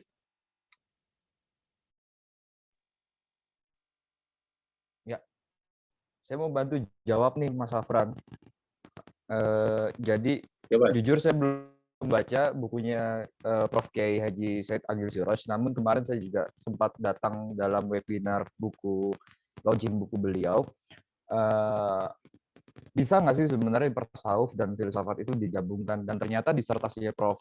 Said Agil Siroj itu memang sangat luar biasa memang, dan bisa. Tentu dalam filsafat dan tasawuf itu digabungkan dalam pandangan rasionalisme dia maupun batiniah. Seperti halnya Ibnu Arabi, kan dicontohkan kemarin oleh Kiai Said itu mengatakan bahwa sebelum proses dari Ibnu Arabi itu melihat sebuah apakah benar pertanyaan dari falsafah Hudaisme, apakah Allah itu ada? itu proses pencarian falsafah wujudiyah. Apakah Allah itu benar-benar ada? Kemudian mengapa la ilaha illallah, kalau dalam kaidah syahadah kan, la itu tidak ada Tuhan selain. Minus ketemu minus adalah bisa jadi plus gitu, karena irodahnya. Nah, berhubungan dengan Ibnu Arabi tadi, beberapa pandangan lain Ibnu Arabi juga memakai sejarah dari pandang kenabian termasuk Nabi Ibrahim. Nah, salah satu yang saya baca ini bukunya Al-Iman wal Falsafah. Itu bukunya Syekh Abdul Halim Mahmud. Syekh Abdul Halim Mahmud itu rektor Al-Azhar, angkatannya Prof. Quraish Shihab. Itu mufti Mesir.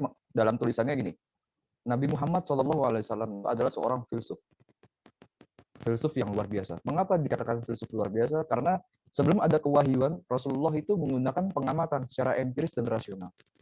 Mengapa anak perempuan yang baru lahir itu adalah aib bagi keluarga?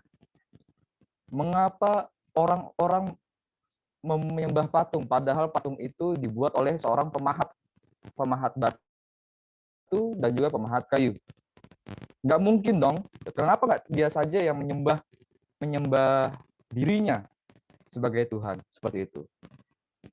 Nah, ketika itu Rasulullah galau mungkin ya. Sekarang tuh galau, bingung mengapa, akhirnya hijrah, menyepi ke Gua Hiro. Disitulah Allah memberikan wahyunya, Iqra. Nah, lucunya lagi, bukan lucu ya, tapi anehnya lagi, mengapa harus membaca? Nah, apakah metode filsafat membaca ayat firman Allah itu ada korelasinya dengan akal dan tauhid kita, tasawuf, keyakinan, dan juga aplikatifnya? Tentu ada. Melalui ayatul kauniyah. Kalau dalam kauniyah itu kosmologi dalam filsafat barat, pandangan barat, filsafat kosmologi. Nah, nanti teman-teman itu bisa menyambung lagi, mendalami ke filsafat agama. Nah, selanjutnya mungkin ditambahkan oleh Pak Lukman dan Pak Bang. Terima kasih, Pak. Terima kasih, Mas Afran.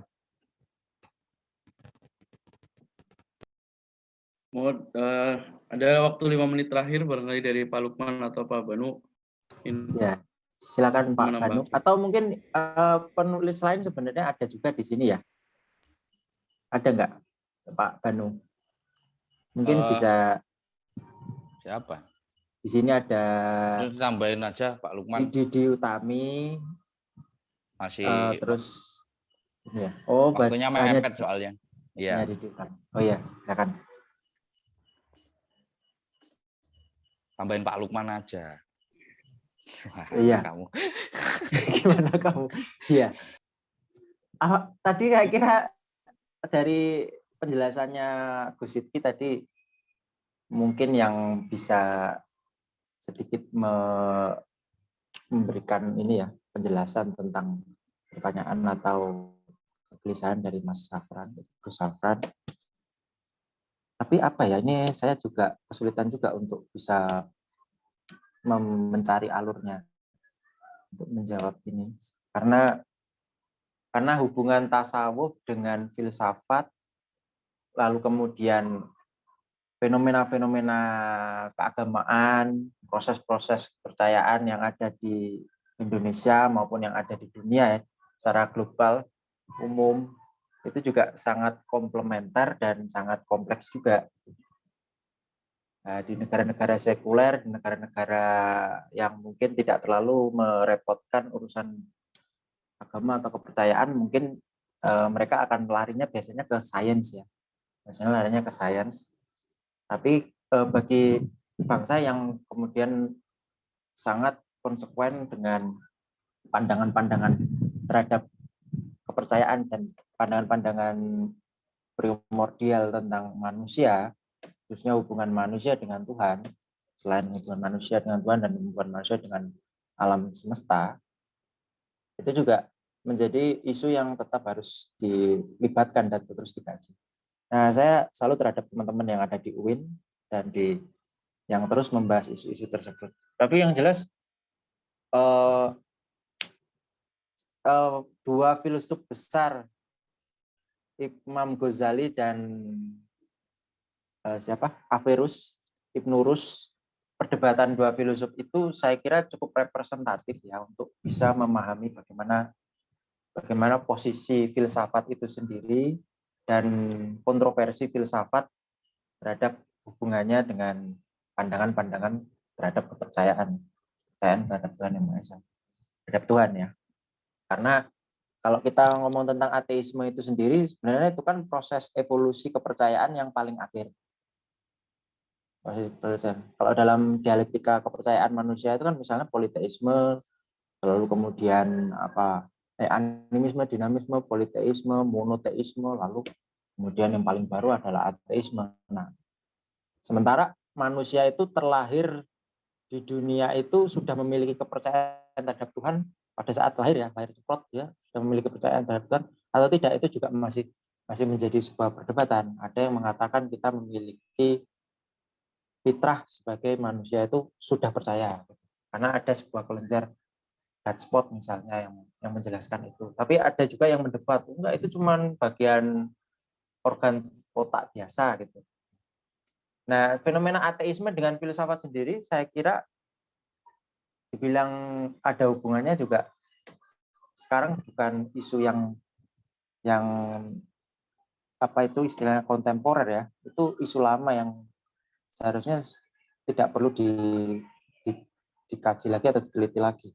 Karena filsafat itu pada kenyataannya justru sekarang ini kita ngomong jurusan filsafat itu bahkan sekarang ditempatkan di lembaga pendidikan keagamaan. Misalnya PNS mencari alumni filsafat itu biasanya ditempatkan di perguruan tinggi agama seperti UIN jadi di jurusan teologi. Jadi filsafat itu malah justru sekarang masuknya di teologi. Nah, jadi bukan lagi di jurusan-jurusan yang universal. Nah, saya nggak tahu itu apa alasannya, apakah sudah sedemikian dekatnya hubungan filsafat dengan lembaga keagamaan. Artinya untuk memperkuat posisi, kalau bahasa Popper itu mengkorupsi status quo daripada lembaga keagamaan. Jadi filsafat itu harus menjadi sebuah bargaining power ya, daya tawar baru bagi bagaimana orbit masyarakat dalam memahami kehidupan pendidikan di Indonesia. Saya juga belum baca bukunya Said Akil Sirot, tapi tadi penjelasan Bu Siti saya kira atau saya nggak memahami pertanyaan dari Mas Safran. Mohon maaf ini ya, saya juga ini jawaban khas orang filsafat seperti ini, muter-muter dari intinya apa ini. Sebelum jelas mana epistemologinya, mana ontologinya. Kadang kita harus meneliti dulu dalam bentuk tulisan, baru kalau hanya sekedar mencari antitesis ala-ala misalnya Roti Gerung seperti itu, yang bombastis begitu ya, saya rasa sebenarnya tidak perlu belajar filsafat pun bisa. Tapi seharusnya kalau belajar filsafat dia harus benar-benar teliti, harus benar-benar hati-hati memahami struktur pertanyaan itu seperti apa, lalu literatur yang digunakan apa, ini arahnya seperti apa. Kira-kira begitu, Mas Safran. Terima kasih jawabannya Pak Lukman dan Pak Sidki. Bagaimana Mas Safran? Siap. Cukup Mas Hilmi. Mungkin satu pertanyaan terakhir mungkin ada lagi dari teman-teman semua. Atau kita langsung lanjut ke closing statement dari pembicara kita pada sore hari ini, malam aja. Ini sangat menarik sekali. Saya juga jadi penasaran, pengen baca bukunya, baru dapat ini kan. Monggo dari Gus Munji, Mas Fajar, barangkali ada mau bertanya lagi, atau dari Mas siapa lagi yang mau bertanya. Atau kalau tidak, saya langsung serahkan kepada Pak Banu Pak Lukman ataupun Gus Sidki untuk satu-satu closing statement. Mungkin dari Pak Banu dulu mungkin untuk closing statement. Monggo Pak Banu. Baik, terima kasih sekali lagi saya ucapkan setinggi-tingginya pada PCNU telah memfasilitasi acara ini, acara bedah buku yang bukunya juga belum ada sebetulnya, tapi sebentar lagi akan ada. Sedikit tadi pertanyaan menarik dari Mas Zaki, bagaimana cara mendidik anak? Sebenarnya simpel Mas Zaki. Yang pertama punya anak dulu, yaitu salah satunya cara. Kalau nggak punya anak ya gimana mendidiknya? Anaknya orang lain kan nggak bisa, kecuali jadi guru ya. Nah itu. Jadi belajar filsafat itu harus dimulai dari sedini mungkin ya. Salah satunya tidak harus melalui teoritis buku, tapi juga melalui perbuatan kita sebagai orang tua. Yang saya salut juga Gus Yakut itu sebagai Menteri Agama itu kan mengatakan bahwa saya menteri semua agama, bukan agama satu saja. Itu luar biasa sikap dari NU. Lalu untuk terkait buku ini, ya buku ini memang begitu adanya dengan metode yang saya kira metode klasik tapi masih relevan diterapkan di zaman sekarang. Dan kita, bangsa Indonesia, saat ini sangat perlu pengetahuan filosofis yang tidak lagi menjauhkan dari keagamaan dan menjauhkan dari lingkungan sosial. Kita jadi nerd, jadi aneh belajar filsafat, tapi dengan belajar filsafat kita justru dekat dengan agama, kita justru bisa bertoleransi, dan juga kita justru bisa mengembangkan pengetahuan. Karena apa? Kalau teman-teman ini menempuh S3 kan gelarnya semuanya adalah PhD, ya, philosophical doctor. Itu artinya apa? Artinya dengan belajar filsafat kita sudah dalam tanda kutip bisalah menguasai itu semua. Dan juga satu hal terakhir, itu harus menjadikan kita bijaksana, bukan menjadikan kita sombong, dan menjadikan kita gagah-gagah dalam ilmu ini lebih baik dari itu. Terakhir ya nanti kalau sudah launching ya jangan lupa dibeli bukunya. Itu aja. Terima kasih dari saya. Oh, mantap Pak Banu. Saya sangat menunggu-nunggu ini untuk baca bukunya. Dan dari Gus Sidki dan Pak Lukman untuk penutupan closing statement-nya. Monggo. Iya. Ya. Terima kasih kepada pihak penyelenggara acara bedah buku ini. Saya harap sama seperti yang sudah disinggung oleh Pak Banu tadi, jangan lupa beli bukunya. Mudah-mudahan ini menjadi koleksi yang unik di rak buku teman-teman semua, karena ya mungkin terlepas dari yang berbeda dari tren-tren pada umumnya, ini juga menjadi sebuah ikhtiar kami di Dasendria Community untuk berusaha untuk mendistribusikan wacana-wacana filsafat se-friendly mungkin dan sesederhana mungkin memang, tapi pada prosesnya memang sangat kompleks. Tapi apapun itu kembali pada niatan, intensi yang awal kita adalah berusaha untuk memberikan edukasi begitu ya, edukasi filsafat sejauh apa yang kami dapatkan dari berbagai macam sumber, baik itu dari kampus, baik itu dari pembelajaran hidup, baik itu berasal dari relasi sosial dan lain sebagainya. Terima kasih. Monggo Pak Sidki. Ya. Oh, terakhir dari Gus Sidki terkait buku ini.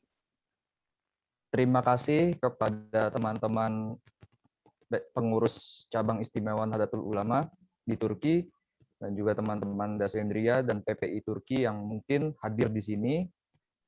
Saya ucapkan terima kasih, mohon maaf bila banyak kekurangan, termasuk juga nanti buku kami banyak kesalahan baik itu penulisan, teks, maka itu kita masih bolak-balik revisi dan lain-lain, dan masih tahap pendistribusian. Yang kedua, saya mengajak teman-teman untuk terus menulis. Ini untuk NU, teman-teman NU, PCNU punya potensi menulis. Jadi benar kata almarhum dosen saya, Pak Cuk Ananta, yang sudah dikatakan Mas Lukman, lebih baik menulis menjadi sampah di tong sampah daripada menulis hanya dalam pikiran kita. Semoga nanti teman-temannya bisa bekerja sama untuk ya bidang akademik lainnya, proyek buku, penelitian, dan lain-lain. Yang terakhir juga sama. Nanti kita launching dan harap membeli membaca buku kita. Oke, terima kasih banyak teman-teman. Wassalamualaikum warahmatullahi wabarakatuh. Waalaikumsalam warahmatullahi wabarakatuh. Sekali lagi saya ucapkan terima kasih kepada para pemateri yang luar biasa pada sore hari ini. Tentu saja kita sangat menunggu-nunggu peluncuran buku ini untuk menjadi bahan tambahan bacaan kita untuk menjadi menyelami dunia filsafat ini. Mudah-mudahan memang betul-betul buku ini menjadi pengantar yang baik untuk mempelajari filsafat untuk kedepannya. Mungkin kita akhiri acara kita pada sore hari ini. Sebelumnya mungkin mau ambil kita untuk dokumentasi, boleh dibuka semua videonya teman-teman semuanya untuk ambil dokumentasi. Dari Mbak Mela nih yang mau ambil atau dari saya? Oh iya, enggak apa-apa. Dari ini.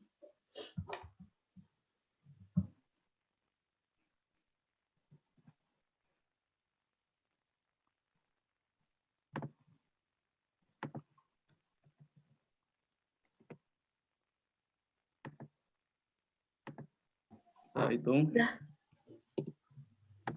Salam. Sekali lagi terima kasih, mudah-mudahan bermanfaat dan bisa mengadakan forum-forum seperti ini untuk membedah buku-buku karya-karya berikutnya. Mungkin berikutnya karya dari Mas Munji, karya dari Mas Faiz, dan karya dari teman-teman yang lainnya. Sekali lagi terima kasih dan mohon maaf saya mewakili panitia dan seluruh pengurus PCINU Turki. Barangkali ada kekurangan dalam penyelenggaraan acara ini, mohon dimaafkan dan mohon dibukakan pintu maaf selebar-lebarnya. Akhirul kalam, Allahul muwaffiq ila aqwamit thoriq. Wassalamualaikum warahmatullahi wabarakatuh. Kita tutup dengan bacaan doa kafaratul majlis. Subhanakallahumma wa bihamdika asyhadu an la ilaha illa anta astaghfiruka wa atubu ilaik. Wassalamu alaikum warahmatullahi wabarakatuh. Alhamdulillahirabbil alamin. Lillahi ta'ala al-Fatihah. Amin ya rabbal alamin. Terima kasih semuanya, sehat selalu dimanapun berada. Boleh silakan untuk meninggalkan room ini. Sekali lagi terima kasih Mas Banu. Matur nuwun Mas. Man.